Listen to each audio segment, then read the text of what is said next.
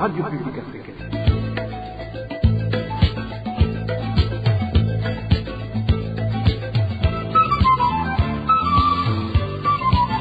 Radio Publique Africaine.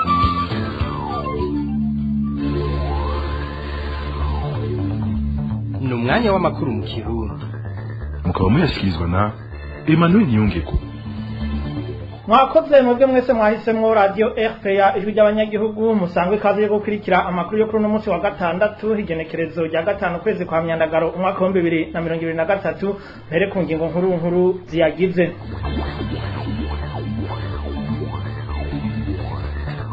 Interahamwe zitatu zarishwe n'abasirikare babiri b'igihugu c'u Burundi baricwa mu ngwano yahuje izo mpande zibiri ku munsi wa kane w'indwi turimwo. Muri iyo ngwano kandi hakaba harafashwe n'ibirwanisho mu kanya muca mu byumva. Abanyagihugu bafise amatongo mu bisagara bitandukanye cane ku mugwa mukuru w'ubutunzi Bujumbura bahamagarirwa kuyubakamwo bisunze ishusho mbona kazoza yo mu mwaka wa 2040 n'ibihumbi 2060. Ivyo bikaba bishikirizwa n'umushikiranganje ajejwe inyubako za leta hamwe n'uburaro rusangi. Turabwira n'ibijanye n'ishirahamwe OCHA bigabisha ko abarundi bakeneye imfashanyo baguma biyongera biturutse ku biciro biduga buri munsi. Iryo shirahamwe rikamenyesha ko mu nteguro bari bafise y'abategerezwa gufashwa muri uyu mwaka wa 2023 hiyongereye ko abantu bangana n'igice c'umuriyoni. Mu kanya idonido ryano makuru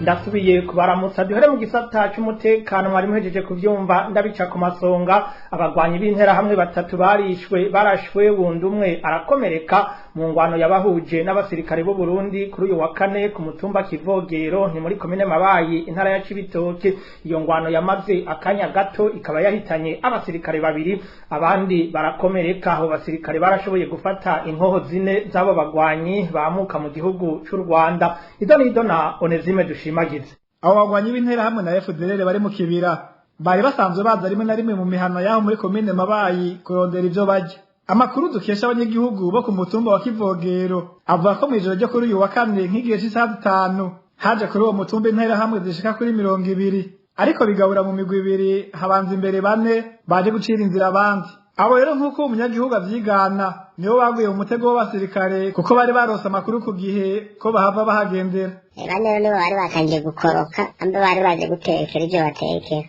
Jeremy yaje gutena n'abasirikare n'abapolisi. Abari babonye abo bane baba ngo nibo gusa bava mu makuvere babakabira. Hanyuma kari nyuma katari byinjire mu bakararasha katarasi mutokorora. Bari kumwe gato nabo babarakarasha. No, cyangwa njya mu ndugara amasasa kumarayaga. Kaje gasoza ukiruke bakabarakarasha. Bari mu nzira bakaguma barasa. Ubundi bacamurasa mu gitugu. Ubundi rambe yari yije mu rugi. Saturekana urugi cyamufata mu gahanga. Muri uko kurasana batatu muri zo ntera hamwe zine barishwe, umwe arakomereka mbere n'inkoho bari bitwaje zirafatwa. Ku ruhande rw'abasirikare naho hapfuye babiri, batatu barakomereka nk'uko umunyagihugu ku mutumba Kivogera vyigana. Barasa n'abasota hapfuye inyeshamba zitatu n'iyindi yakomeretse ngabo iri mu minwe y'inyamiramabi. Hanyuma bafashe n'inkoho zine z'inyeshamba ariko ntacyo twahombeye. Abasirikare babiri bapfuye n'abandi bakomeretse. Ibiziga by'abo basirikare zaciye bijana mu buruhukiro, nayo bakomeretse rusehaba ni hano baje kubatora ibanyarukana ku bitaro. Abanyagihugu baho ku mutumba wa Kivogero bavuga ko izo ntera hamwe ariho zamaziza gusumira cyane ku minsi y'isoko. Basaba abajeje umutekano ko bodutuza muri ako karere bakabona gutekanirwa. Onezime dushimagize. Muri politike kubona umukuru w'igihugu Evariste Ndayishimiye aja gutabaza Vladimir Putin aramutswa igihugu c'u Burusiya ngo akingire inzego mu Burundi mu nama y'abakuru b'ibihugu vya Afrika n'Uburusiya iheruka kubera mu gisagara ca Petersburg ngo vyerekana ko igihugu kigeze ahatemba. Ivyo bivugwa n'urongo y'ikigo kiraba ingene bimenyesha amakuru bikora OPB Innocent Muhozi ahabona ko bimaramaje cane. Umvirize. Igihugu cyacu kigeze habi kuko uravye umukuru w'igihugu aja gusaba imfashanyo mu Burusiya yo gukingira inzego ntabone ko agiye gutira umuhora afise mu kwaha, agiye gutira umuhora ufise mu kwaha, kuko inyishu yonyene ishobora gutuma inzego zikingirwa bimwe bishemeye umukuru w'igihugu agatekana agakora akazi kiwe akaroranirwa cyo kimwe n'abanyagihugu ni ukuganira na bene wabo, kuganira nabo batavuga rumwe kumwe.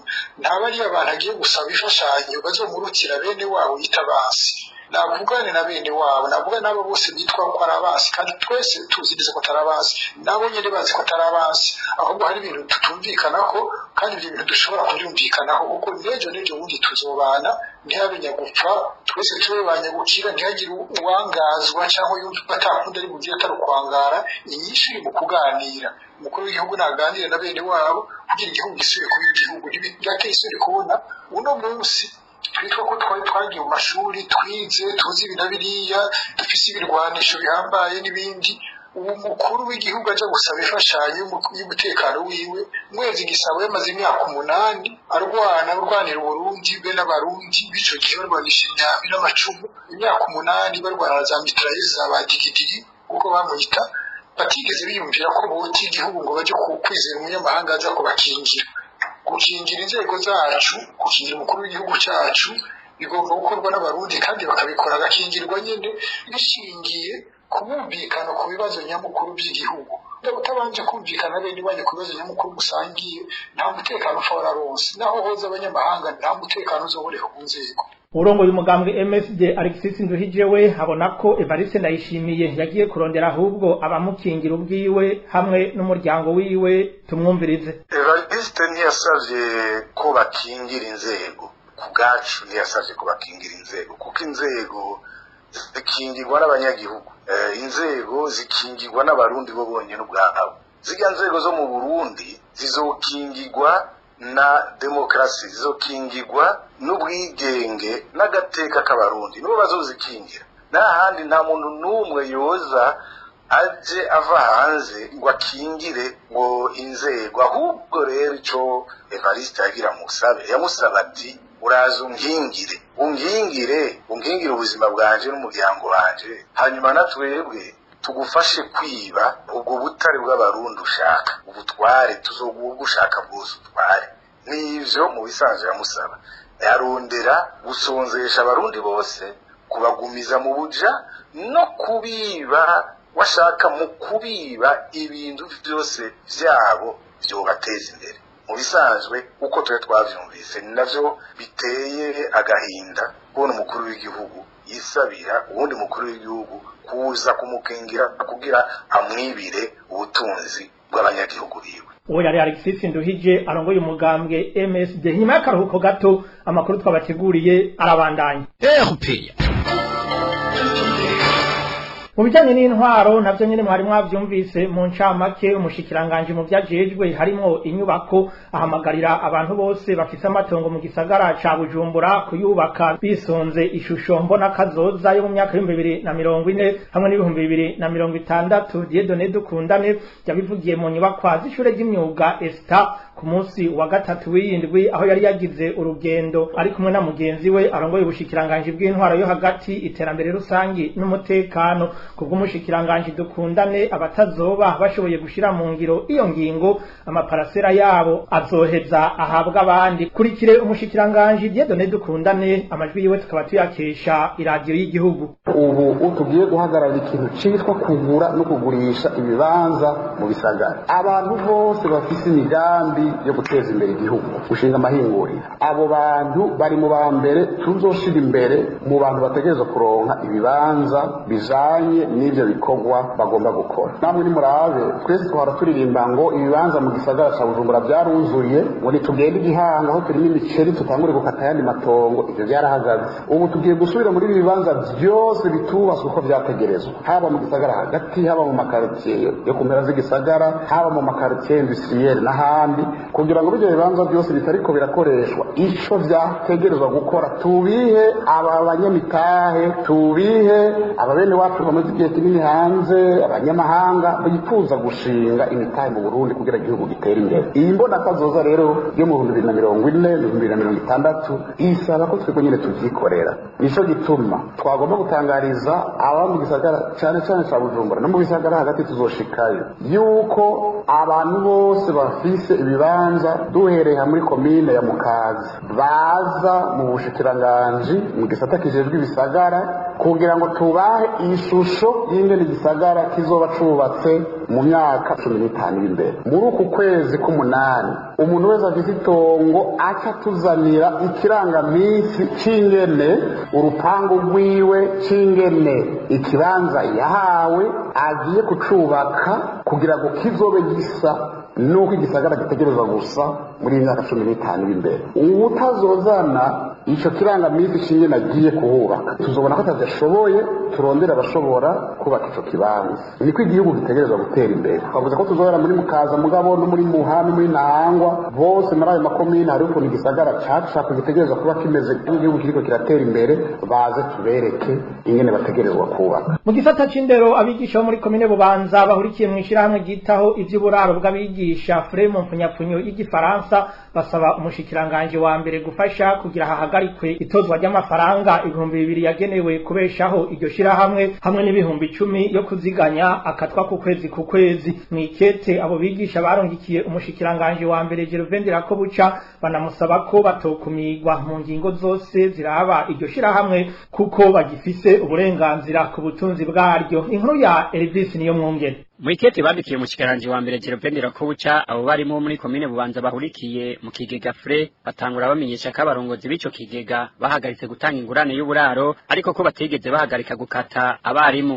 nkuko tubisoma muri iryo kete. Abo barimo bagiriza abarongoye FRE ko bihaye uburenganzira bwo kongereza gushika ku ncuro zibiri intererano z'abarimu zisanzwe ziyibeshejeho hamwe n'amafaranga yo kuziganya. Ikindi abo barimo bagiriza inzego nyobozi za FRE nuko bamaze kubona ko guhindura FRE mwishira hamwe ryo kuziganya no kuguranana ryo ku rwego rwa mbere bidakunda kubera FRE ubwayo isanzwe ari ishira hamwe ridaharanira inyungu z'amafaranga. Abo barongozi baciye bigira inama yo kurihindura ishira hamwe ryo kuziganya no kuguranana ryo ku rwego rwa gatatu aho usanga inyungu ziherera muri abo barongozi. Aha naho abari muri iryo shira hamwe basanga imitahe yabo ikigenda amazima yongo kubera bitaba bicemewe ko mugabura inyungu nk'uko biri muri iryo kete. Ni nyuma yaho abo bigisha bari bituye banki nkuru nayo ikagerageza kubaha impanuro ariko abarongozi ba FRE bagahitamwo kwica amatwi. Ari nayo mpamvu abo bigisha bo muri komine ya Bubanza bahisemwe kwitura umushikiranganje wa mbere bamusaba gufasha kugira ntibongere gukatwa ayo mafaranga 2,000 yo kubeshaho iryo shira hamwe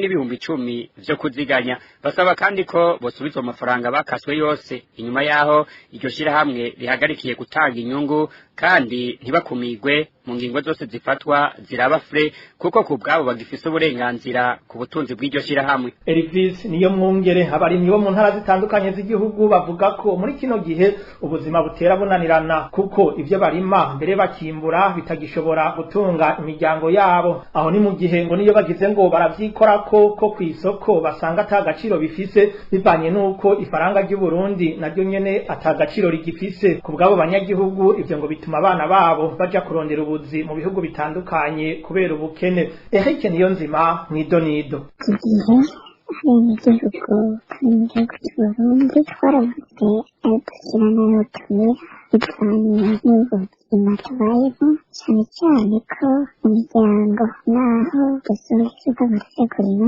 ibyo turimo uyu munsi bikadukemura gutunga imiryango yacu. Uyu numwe amarimye mu ntara ya Muyinga avuga ko batagishoboye gutunga imiryango yabo bivanye n'ubuzima babayemwo. Aho ni mu gihe igiterwa c'ibiharage n'ibindi leta yafashe ingingo yuko bitava mu ntara bija mu yindi bikagurishirizwa aho nyene. Ivyo navyo bikaba bituma igiterwa babarimye kidatera imbere mu bijanye n'ibiciro leta igenda iraduza ku munsi ku munsi. Harafatwa ingingo ibuza ko ikirimo c'ibiharage kiva mu ntara kikaja mu yindi bagasaba yuko kibirirwa mu ntara cariwemwo kikagurishwa. Ivyo bigatuma igihingwa tuba twarimye kigatera imbere mu bijanye n'ibiciro. Tugira ingorane rero kuri iduzwa ry'ibiciro leta igenda irashinga aho usanga ivyo nyene tuba tubikeneye kandi ugasanga kugira tubigure bisaba ko tugurisha wa mwimbu nyene. Eka n'abarimyi mu ntara ya Gitega nabo nyene bavuga ko bahanzwe n'ico kibazo kuko ibiciro ku bifungurwa vya nkenerwa nk'umuceri atari bose bapfa kubitumbera kubwo bati ubaho bigeze n'abana babo bariko barabaherako baja kurondera ubuzi mu bindi bihugu bitandukanye nk'uko bivugwa n'uwundi munyagihugu. Ubusanzwe muri kingo ari nk'ibiharage ari umuceri nta munyagihugu n'umwe hari ashaka kubitumbera bagiye kubisoma ko amafaranga yavyo n'ukuri ntashobora kuboneka ari n'ukuri twari tumwe batondera mbere nsanavuga ko nk'abakiri bato bagifise amagara usanga bamaze igihe bagenda hanze guca amafaranga za Tanzania abandi bariko bagenda muri Kenya ndavuga ko urwaruka rwinshi ruri mu gihugu hagati ruriko gifise inguvu bamaze kuduherako kubera ikibazo c'ubukene ikibazo c'inzara ikibazo co kubaho. Muri kino gihe rero abo banyagihugu basaba leta kidugije ibiciro yoziruka ko abanyagihugu bafise ubushobozi buke. Urakoze Eric Niyonzima. Igitigiri c'abarundi bakeneye imfashanyo gitera congerekana mu Burundi. Ishirahamwe OCHA rivuga ko bimwe mu bikuru bibituma ari ibiciro bidasiba kuduga uko bukeye uko bwije.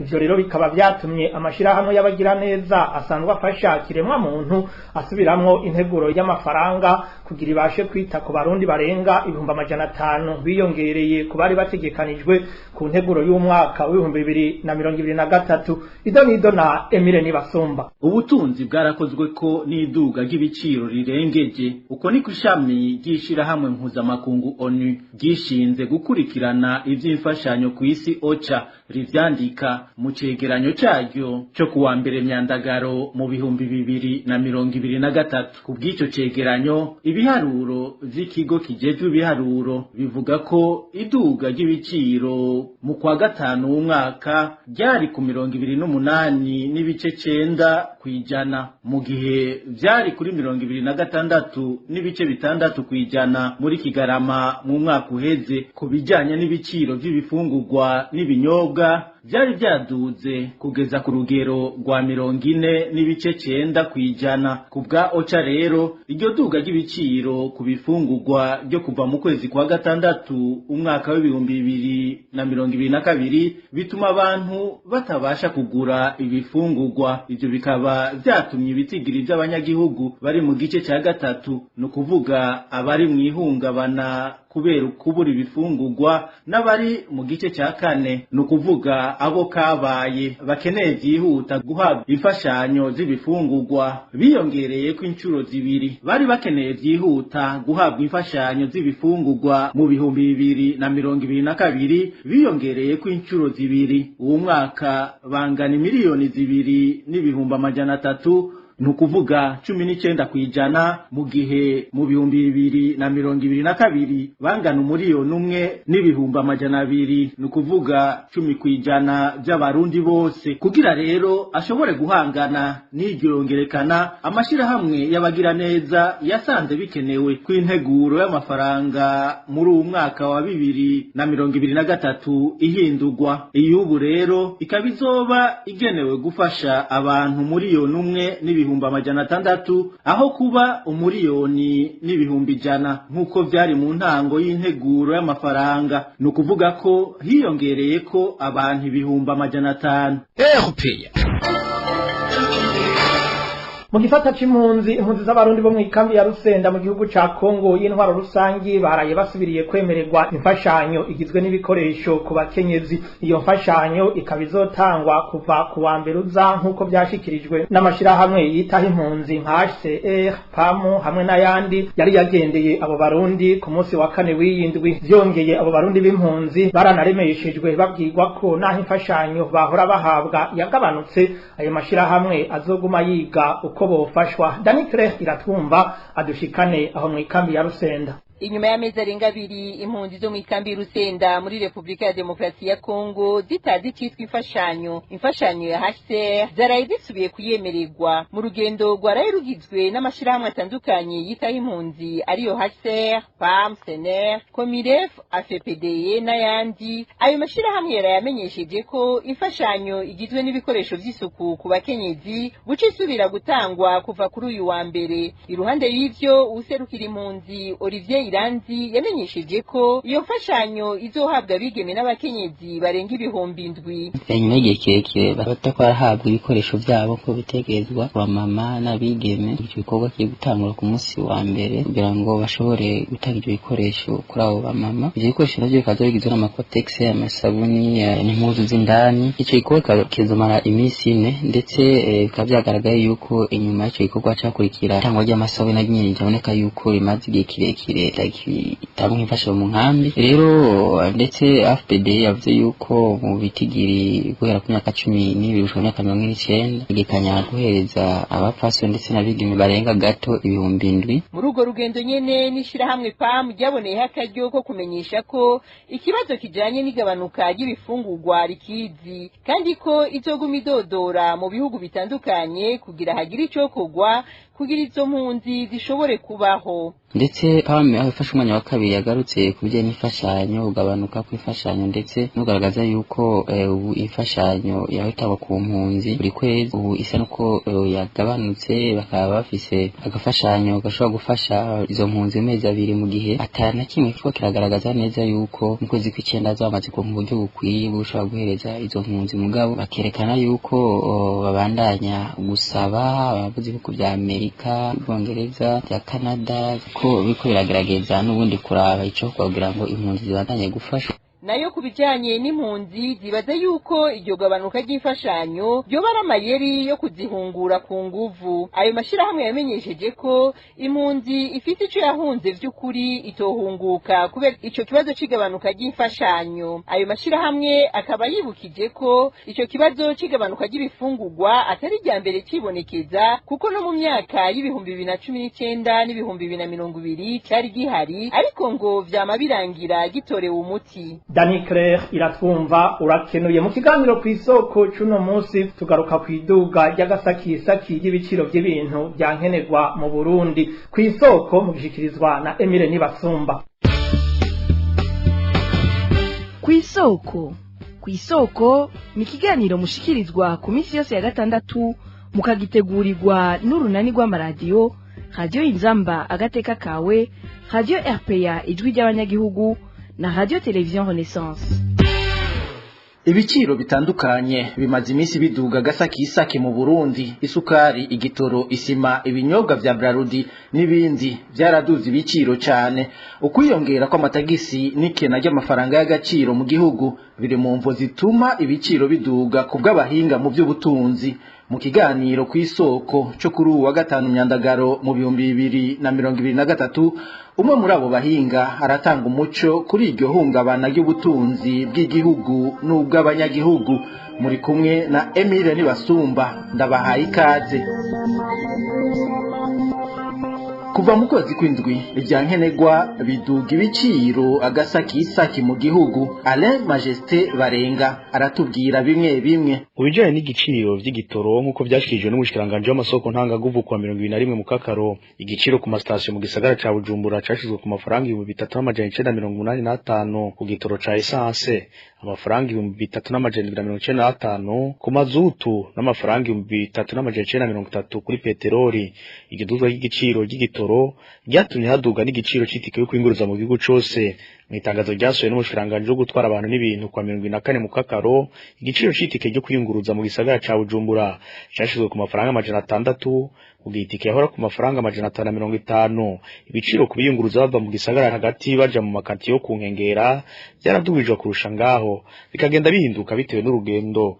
Inyuma y'imisi 3 no kuvuga kwa 70 mu Kakaro, ishiramwe rihingura isukari Sosomo naryo ryaciriduza igiciro c'isukari. Igiciro c'ugura ku kilo cavuye ku mafaranga 2500 kija ku 3300 by'amafaranga y'amarundi. Isukari duze n'ibikomoka ku peterole, ishiramwe rihingura isima naryo ryaciye rikurikira riba ryadugije igiciro. Umufuko w'isima wo mu bwoko bwa R32 n'ijana 5 ibiro 50 wadugijwe amafaranga 9500, mu giciro c'umufuko w'isima yo mu bwoko bwa R82 n'ijana 5 ibiro 50 wadugijwe amafaranga 1014 by'amafaranga y'amarundi.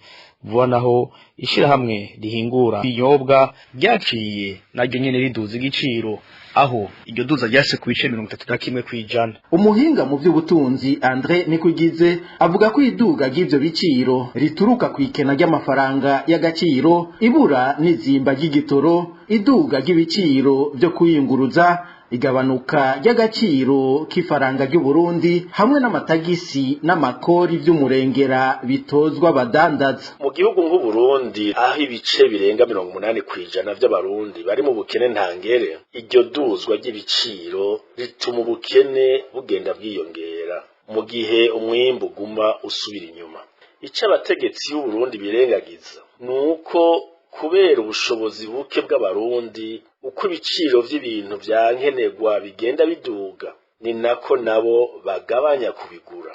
Ya mataxe n'amakori leta yari yizeye kuronka akayaburiramwo. Uturorero ni twinshi. Akarorero kamwe ni yabe igiciro c'igitoro kiduze bigatuma n'ibiciro vyo kwiyunguruza biduga, abagenzi bazoca bagabanya ingendo, ababishoboye mbere bagende n'amaguru. Akandi karorero ni yaba ibiciro vy'ibinyobwa vya Brarudi biduze, abakiriya b'ivyo binyobwa bazogabanya kubinywa. Nivyo abahinga mu vy'ubutunzi bita mu gifaransa elasticité prix de la demande, no kuvuga ko umuguzi wese agura yihweje ingene ibiciro bigenda bihindagurika. Kuri mikro ya bagenzi bacu ba television Renaissance, umuhinga mu vy'ubutunzi Andre Nikwigize aratanga n'inyishu kugira ngo ubutunzi bw'u Burundi buzamuke. Muri ibi bihe rero bigoye ubutunzi bw'u Burundi bwifashe nabi, leta yari ikwiye gukora ibishoboka vyose kugira ibiciro vy'ibintu vyankenerwa y'ibifungurwa, ibitoro n'ibindi ntibiduge, kuko ingaruka z'iryo duzwa ry'ibiciro uretse gusongera isibe mu bukene n'inzara abarundi barimwo, nta mataxe n'amakori azokwiyongera ngo nuko hongewe ibiciro. Inyishu y'ubutunzi bw'u Burundi si ukuduza gasakisaka ibiciro. Inyishu y'ubutunzi bw'u Burundi ni ugushiraho imigambi irashe yo kugwiza umwimbu kugira abarundi bose bikwize mu bifungurwa no mu byo bakeneye byose. Inyishu y'ubutunzi bw'u Burundi ni ugushiraho imigambi yo gutanga akazi cane cane kugwaruka. Naye ahandi ho imbere si heza, sindiko ndacira iminsi abarundi n'Uburundi, ariko sagaseseshwa rumuri Uburundi bugeza harindimuka. Igihugu cy'u Burundi kikaba arico ca mbere gikenye ku isi kurusha ibindi, twisunze icegeranyo c'ikigega c'isi FMI cyo mu kwezi kwandamukiza uwu mwaka w'2023, aho kivuga ko muri rusangi umunyagihugu wo mu Burundi atunzwe n'amahera adashika $1 ku munsi. Aha akaba ari naho tugarukirije ikiganiro ku isoko cyo kuwa gatanu Nyandagaro mu 2023, mwagishikirijwe na Emile Nibasumba. Mwese mwaduteza abiri ndabakengurukiye nongera ndabike banura naho ubutaha. Cyari ikiganiro ku isoko. Ni kuri kino kiganiro ku isoko duce dusozerera ko amakuru twari twabateguriye yo kuri uyu wa gatanu Nyandagaro umwaka wa 2023. Ndabashimiye mwebwe mwari kumwe natwe, bagenzanje begeranije ano makuru nabo nyene bakenuye, ntibagiye n'abahinga b'ivyuma batumye mvuga mu kanyumba. Emmanuel Ninge ko nari kuri mikro, ndabipfurije ibihe byiza.